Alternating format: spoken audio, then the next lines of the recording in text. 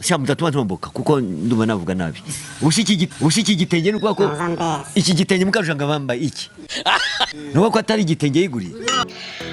Ndabasuje mwe mwese mukomeje gukurikira Urusaro TV. Urusaro TV ni chaîne ushaka kurikira wibereye mu Rwanda, hanze y'igihugu ndetse n'ahandi hatandukanye. Uyu munsi tugarutse ku mukinnyi wa filimi cyangwa umukomedian Kanyombya. Kanyombya yagaragaye muri filimi zitandukanye, n'umwe mu bakinnyi ba filimi bamamaye cyane, n'umwe mu bakinnyi ba filimi batangiye kuzikina ku rwego rushimishije.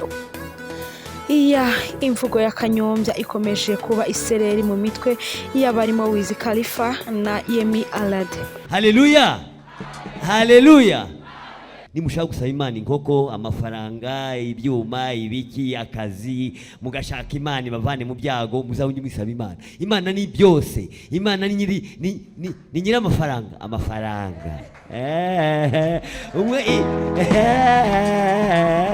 Imana isaba ibiryo irabiguha. Isaba umuceri, isabe ko umurima wawe uba mwiza, isabe ko abana bawe baba. Kanyombya ni umwe mu bakinnyi ba filimi ndetse na comedian, ni umunyarwanda usekeje cyane kuko niyo avuze uhita useka, akikuvugisha byonyine uhita ko wumva ibineza neza bikuze umubiri wose. Kanyombya akomeje kwamamara ku isi yose binyuze mu mashusho ye asekeje, akomeje gukwirakwira ku mbuga nkoranyambaga.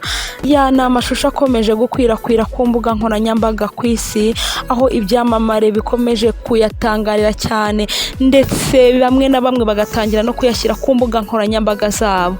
Azi wo mu gihugu cya Nigeria Yemi Alade yafashe amashusho ayashyira ku mbuga nkoranyambaga, amaze arenzaho utumenyetso twa emoji twinshi tugiye dutandukanye, agira ati uyu musaza aratangaje cyane. Ntago byarangiriye aho ngaho kuko umwe mu baraperi ukomeye ku isi Wiz Khalifa ukorera muzika ye muri Amerika aherutse nawe gutangaza amashusho ya Kanyombya ku mbuga nkoranyambaga ze.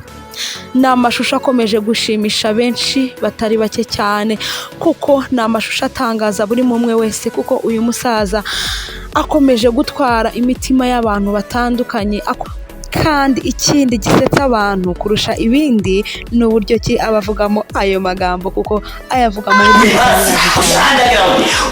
Urimbwa y'igitabo n'imbwitamo wa mugabo ubwiredi icyara wambawe nawe.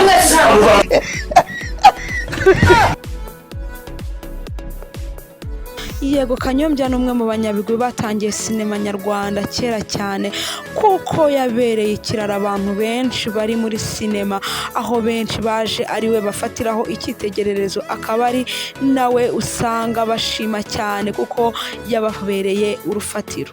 Yego, uyu mugabo ugaragaza ubudasaza muri uyu mwuga kuva yatangira uyu mwuga kugeza na n'ubu, ugikunzwe ku rwego rwo hejuru. Ikibabaza abantu ni uko nta gihembo na kimwe yari yatwara kandi ariwe wagize uruhare rukomeye muri sinema.